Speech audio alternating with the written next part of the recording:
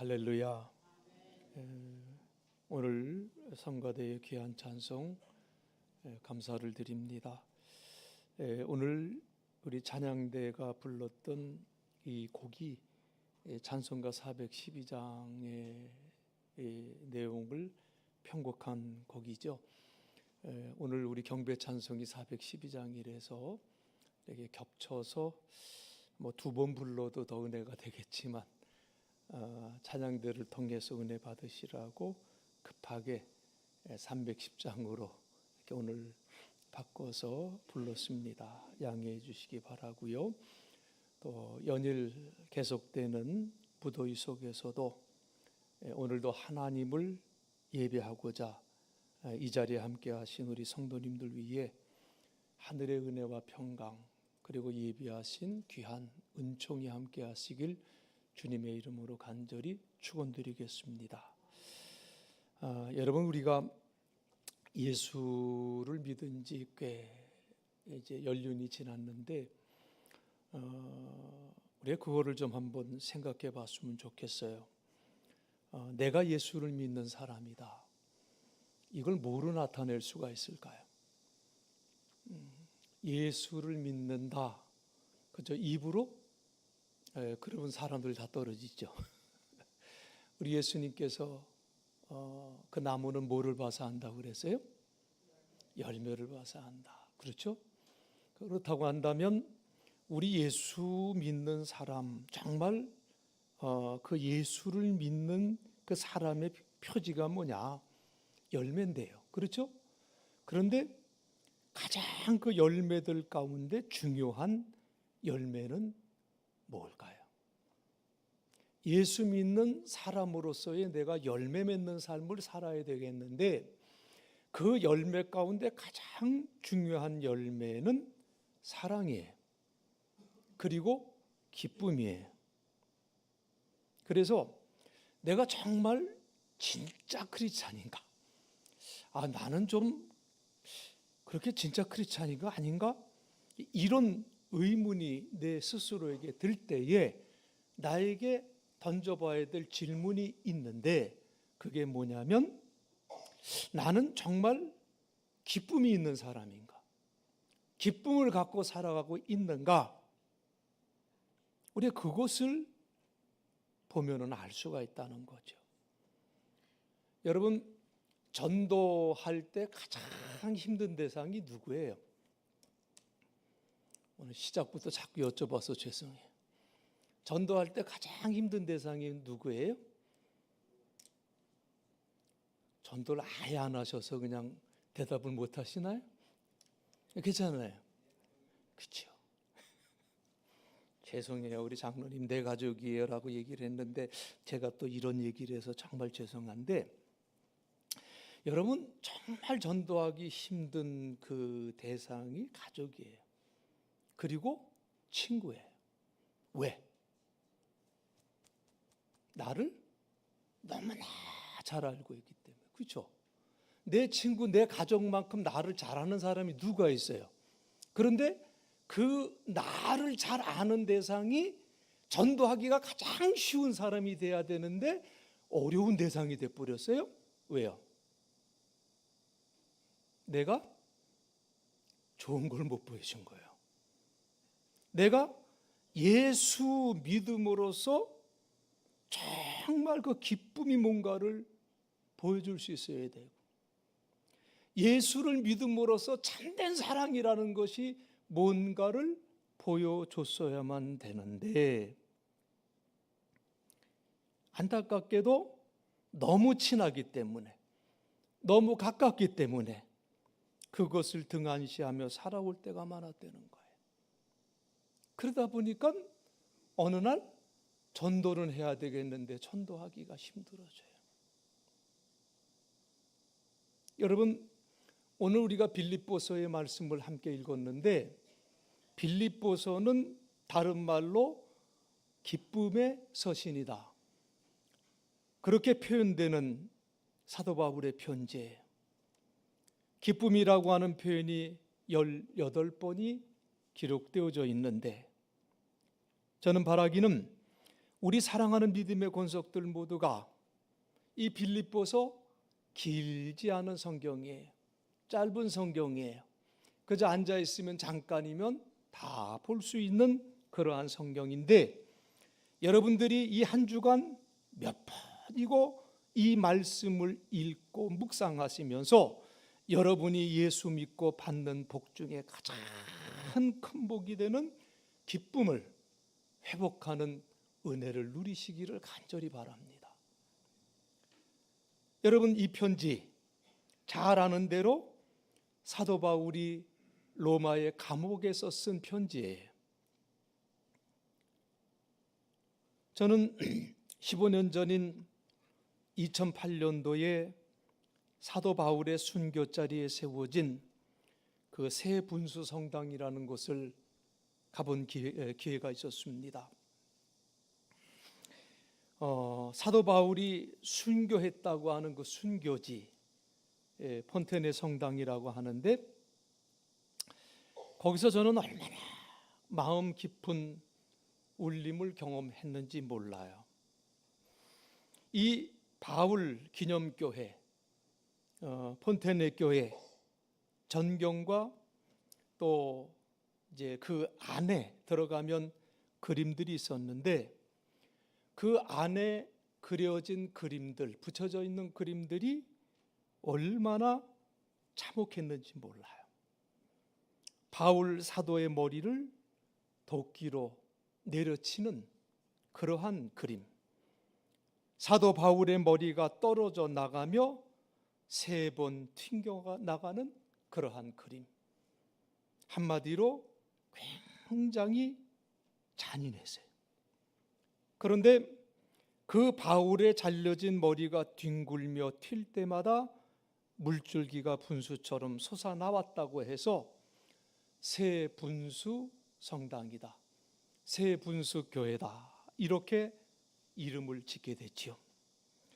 자, 바울은 이런 순교를 앞두고 감옥에 갇혀 있는 그 처지인데, 지금 이 편지는 기쁨이 가득한 내용의 편지를 쓰고 있다는 거예요.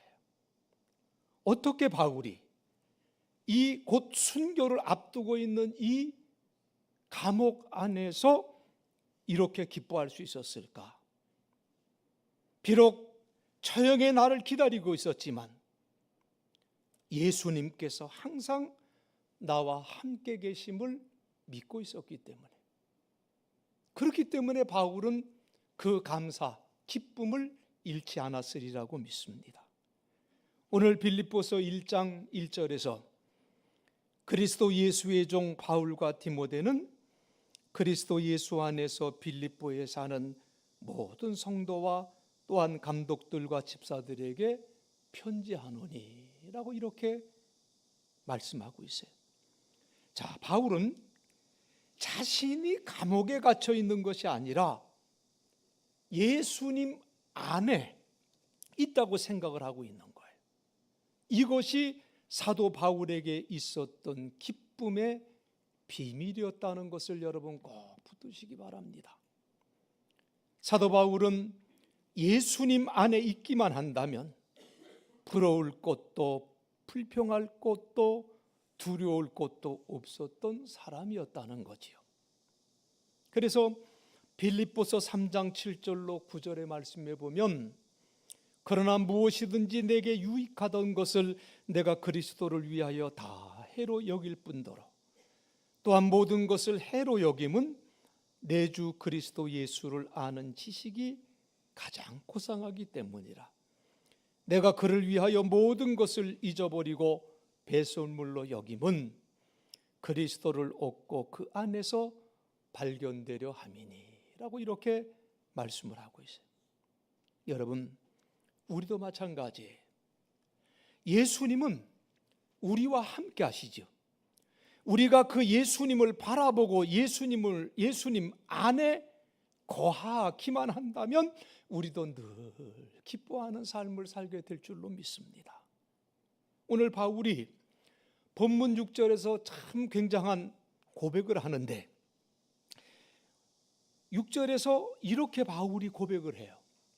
너희 안에서 착한 일을 시작하신 이가 그리스도 예수의 날까지 이루실 줄을 우리는 확신하노라. 어려운 일이 닥쳐도 실망스러운 일이 생긴다 할지라도 모든 것이 다 잘 될 것이라고 하는 이 확신, 이것을 바울은 우리들에게 보여주고 있어요. 우리 예수님께서도 요한복음 15장 5절 말씀에서 나는 포도나무요 너희는 가지라 이렇게 말씀하시면서 그가 내 안에 내가 그 안에 거하면 어떻게 된다고 그랬어요? 사람이 열매를 많이 맺나니. 내가 예수님 안에 거하고 예수님이 내 안에 거하면 그 사람은 열매를 많이 맺는다고 말씀을 했어요. 그래서 기쁜 삶을 살 수가 있는 거예요. 그래서 사랑하며 사는 삶을 살 수가 있는 거예요. 바울은 로마의 감옥에 갇혔지만 기뻤어요. 왜냐하면 로마 감옥에 갇힌 것 자체가 주님의 응답이었기 때문이지요. 바울은 예루살렘에 붙잡혀 유대인들에게 죽임을 당할 위기에 빠졌을 때 주님의 음성을 들었던 사람이에요. 사도행전 23장 11절에서 그날 밤에 주께서 바울 곁에 서서 이르시되, 바울 곁에 서서 주님이 친히 말씀해 주셨어요. 담대하라. 내가 예루살렘에서 나의 일을 증거한 것 같이 로마에서도 증거하여야 하리라 하는 이 말씀을 들었어요. 바울이 로마로 가다가 유라굴로라고 하는 큰 광풍을 만나 다 죽게 되었었지요. 다 죽게 될 그러한 위기 속에서 바울이 또 하나님의 음성을 듣습니다.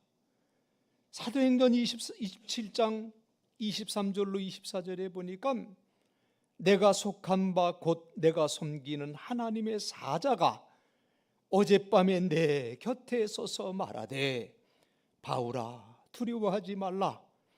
내가 가이사 앞에 서야 하겠고 또 하나님께서 너와 함께 항해하는 자를 다 내게 주셨다 하였으니. 직접 주님의 음성을 듣게 됩니다. 이러니 이러한 삶을 살았던 바울, 로마 감옥에 갇혀 있었지만 그럼에도 불구하고 바울은 오히려 감사하고 기뻐할 수 있었다는 사실이, 단 하나의 염려는 감옥 밖에 있는 교인들이 낙심하고 시험 들까 봐, 그 걱정이었었는데 바울이 어느 날 빌립보 교인들의 소식을 듣고 그런 염려도 다 사라졌습니다. 바울이 복음을 전하다 감옥에 갇혔다는 소식을 듣고 빌립보 교인들은 위축되지 않았고요, 오히려 더 담대하게 복음을 전했습니다. 그래서 바울이 오늘 본문 3절로 5절에서 내가 너희를 생각할 때마다 나의 하나님께 감사하며 간구할 때마다 너희 무리를 위하여 기쁨으로 항상 간구함은 너희가 첫날부터 이제까지 복음을 위한 일에 참여하고 있기 때문이라. 이렇게 칭찬하고 있는 거예요.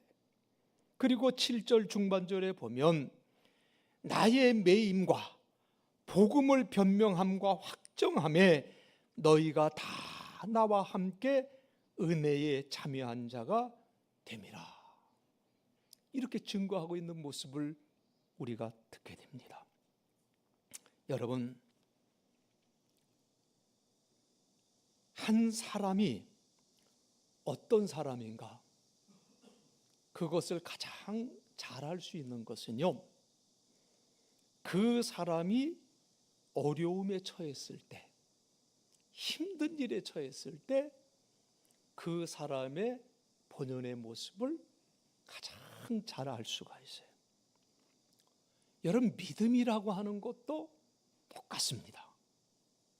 믿음도 좋을 때는 몰라요. 다 평안할 때는 몰라요. 다 잘 될 때는 다 믿음이 좋은 것 같아요.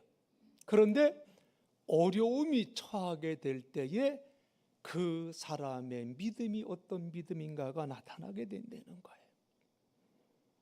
여러분, 빌립보 교인들의 믿음은요, 참된 믿음이었었어요.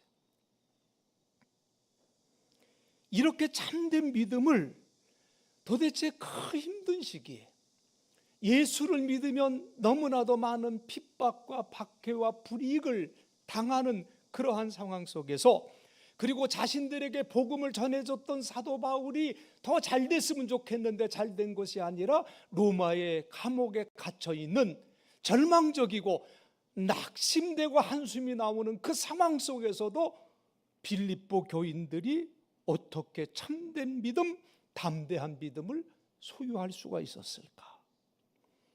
우리가 사도행전 16장에 보면 그 내용을 알 수가 있어요.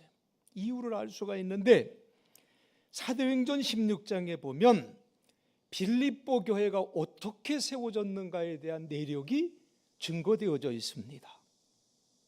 바울과 실라가 빌립보에 와서 전도를 하다가 억울하게 매를 맞고 감옥에 갇힌 일이 있었지요.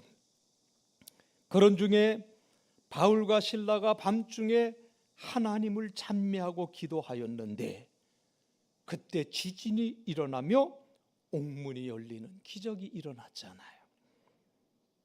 자, 그때 간수가 옥문이 열린 것을 보고, 아, 죄인들이 다 도망갔구나. 그리고 자결을 하라고 했어요.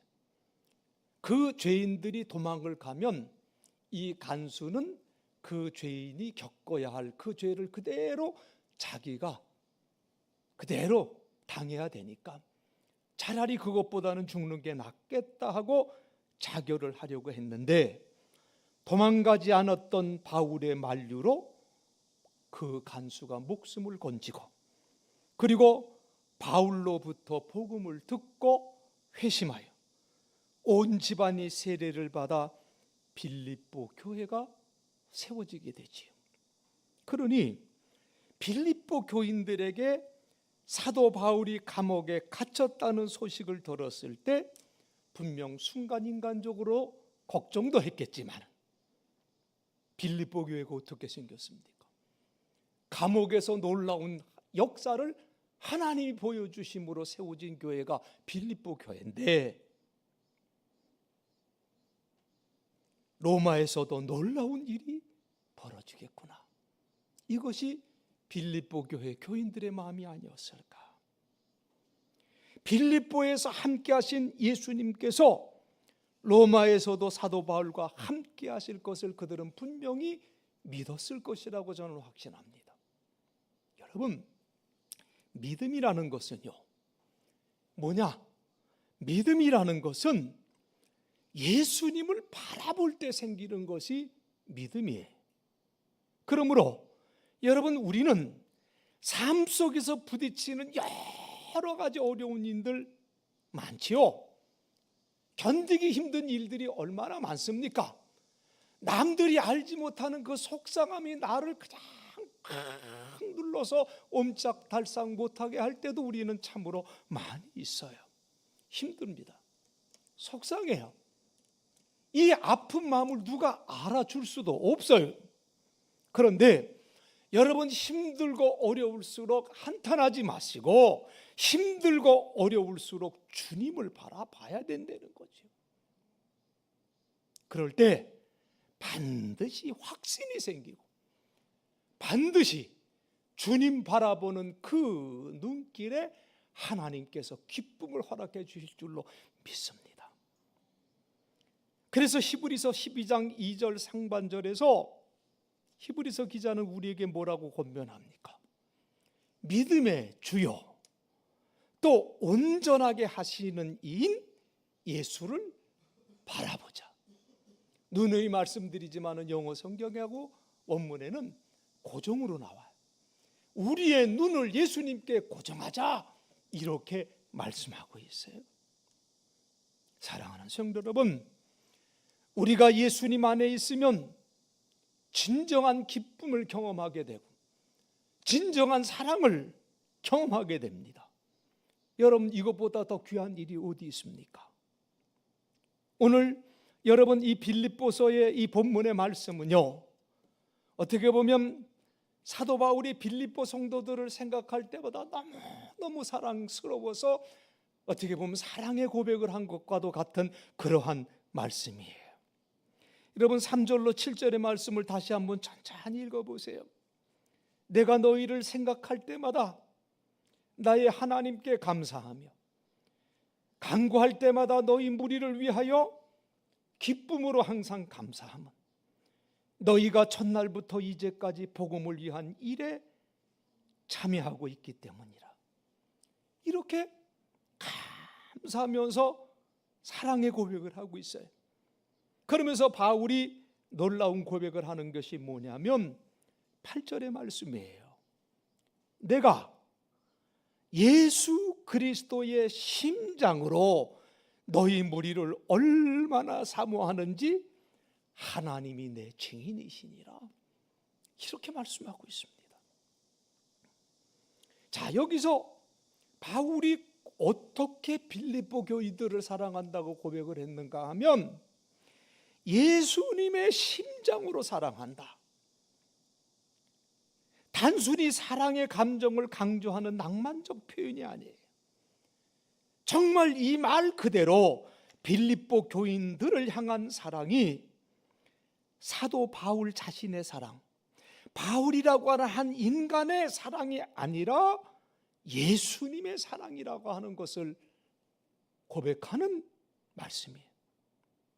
바울이 도대체 어떻게 이 빌립보 교인들을 이토록 사랑할 수가 있었을까? 예수님의 심장을 가졌기 때문에.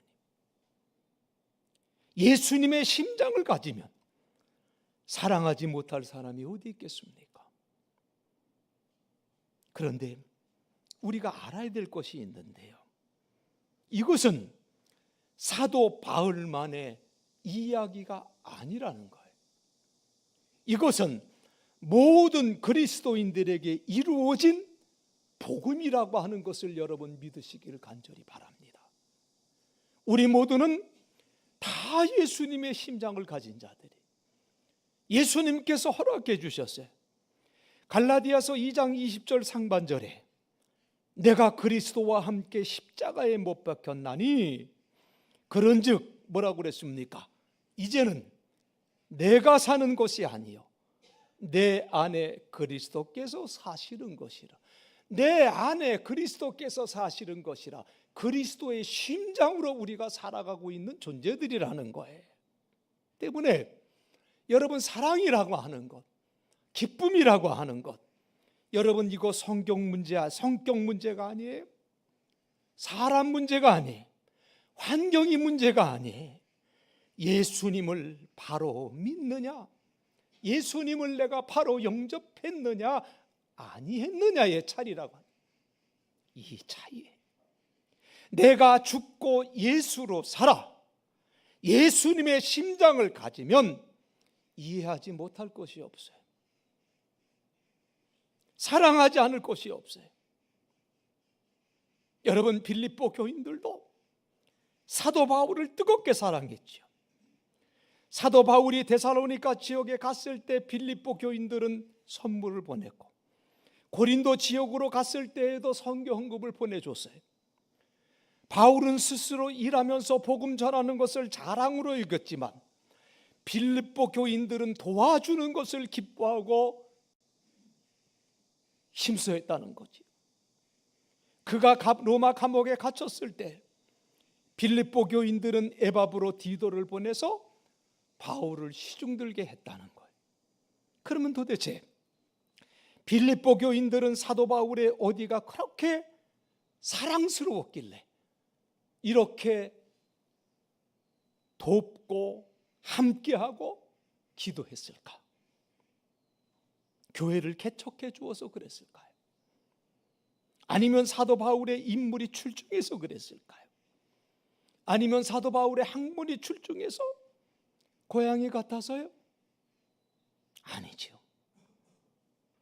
사도 바울이 진정 예수님과 함께 죽고 예수님으로 사는 사람이었고, 예수님과 하나 된 사람이고, 예수님의 종임을 빌립보 교인들은 잘 알고 있었기 때문인 줄로 믿습니다.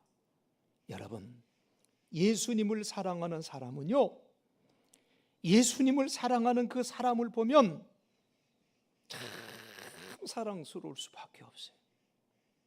정말 예수님을 사랑하는 사람을 대하면 그냥 뭐라고 말로 표현할 수 없는 그 기쁨, 그게 있어요. 그냥 좋아요. 곁에만 있어도 좋아. 아무것도 안 해줘도 좋아요. 예수님 깊이 사랑하는 사람.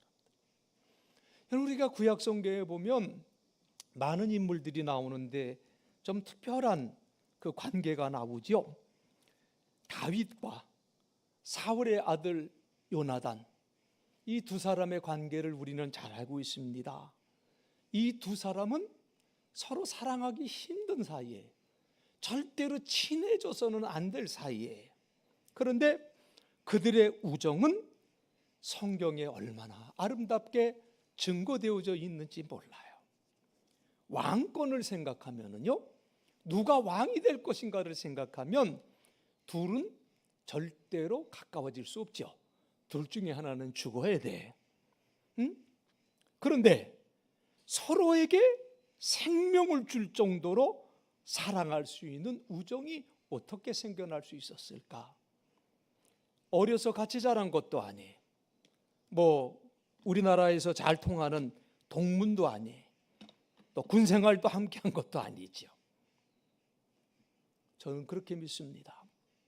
다윗이 골리앗과 싸우러 나갔을 때 그 다윗이 골리앗 앞에서 담대하게 고백했던 그 선언이 있죠. 그것을 요나단이 들었을 것이다. 저는 그렇게 믿어요.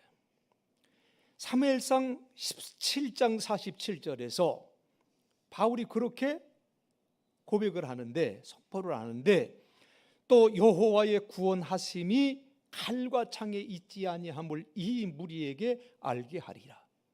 전쟁은 여호와께 속한 것인즉 그가 너희를 우리 손에 넘기시리라. 그렇게 선언하죠. 또 사무엘상 18장 1절에 보면 다윗이 사울에게 말하기를 마침에 요나단의 마음이 다윗의 마음과 하나 되어 요나단이 그를 자기 생명처럼 사랑하니라. 자기 생명같이 사랑하니라.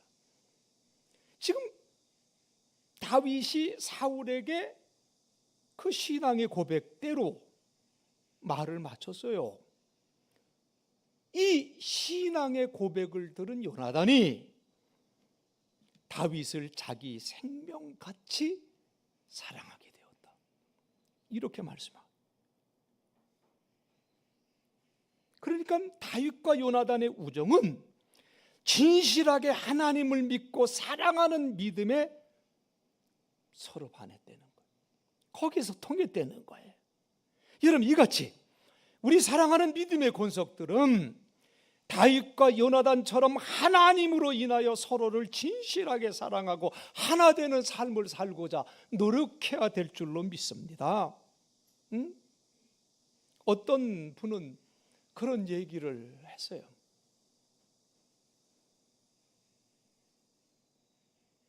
지금은 우리 교회를 나오지 않아요. 자신은 교회 밖에는 친구가 많은데 교회 안에는 친구가 하나도 없대요.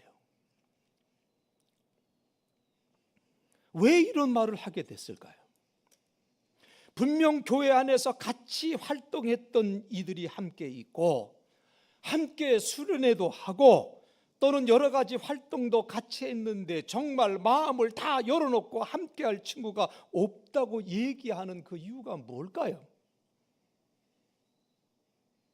분명히 사랑하는 사이가 되려고 열심히 노력했고 활동도 같이 했는데 해결이 안 됐어요.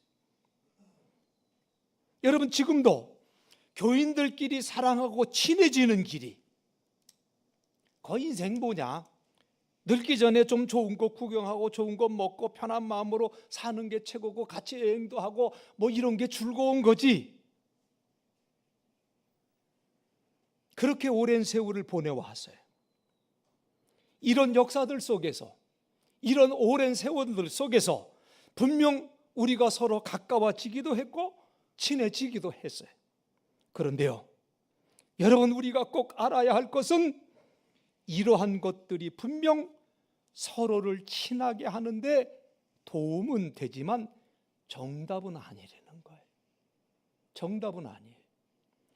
성도 간의 사랑은요, 이런저런 활동에서 되어지는 것이 아니라 예수님을 사랑하는 믿음에서 나오는 거예요. 이걸 우리가 마음속에 깊이 새겨야 되는 거예요. 자, 여러분 기억하세요? 빌립보 교회 개척 멤버가 몇 명이었냐면 3명이었어요.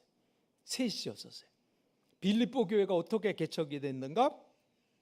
자, 첫 번째 교인은 누구예요? 바울이 빌립보에 가서 강가에서 제일 처음 만났던 여인이 누구예요? 루디아예요. 그렇죠? 자주상사 루디아. 그리고 두 번째 교인이 누구냐면 귀신 들려 점을 치던 소녀였었어요. 그렇죠? 그걸 고쳐줬잖아요. 그것 때문에 그 소녀의, 그 종의 주인이 바울을 고발해서 감옥에 갇혀서 그 매를 맞은 거 아닙니까? 자, 그래서 두 번째 멤버가 점을 치던 여인이고, 자, 세 번째 교인이 누구예요? 간수장이에요. 그렇죠? 이 세 사람이 빌립보 교회 개척 멤버인데, 자 보세요. 루디아라고 하는 사람은요, 아시아 사람이에요.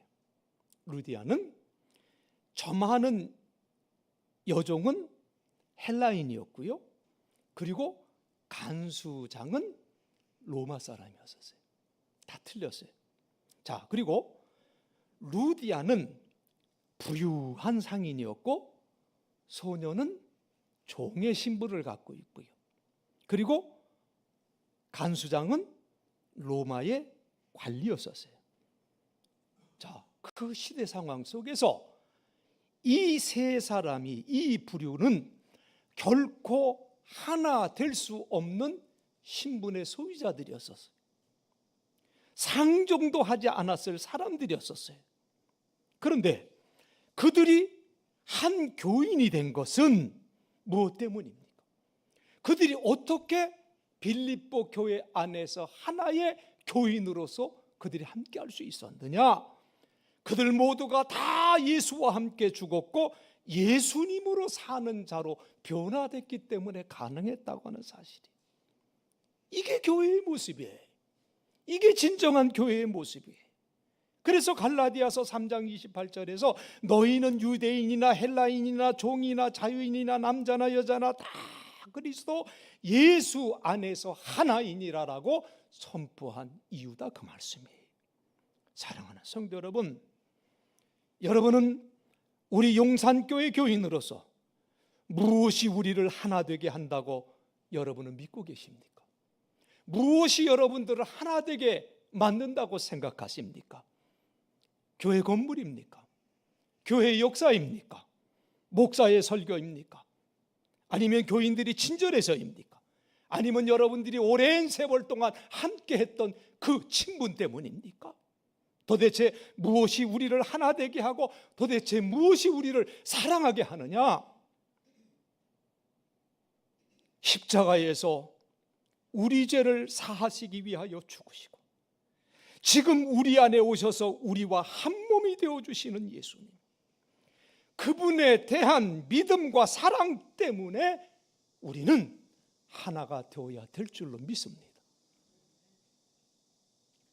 저는 지금까지도요, 항상 마음속에 기억이 되고 늘 마음속에 고맙고 흐뭇한 분들이 몇 분 계세요.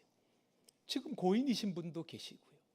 그런데 그분들을 생각할 때마다 얼마나 감사하고 또 감사하고 고마운지 모르는데, 바로 그분의 삶이 나는 죽고 예수로 살려고 노력했던 그러한 분들의 삶이에요. 선교사님이든 목사님이든 교우이든 생각날 때마다 그들이 얼마나 그리운지 몰라요.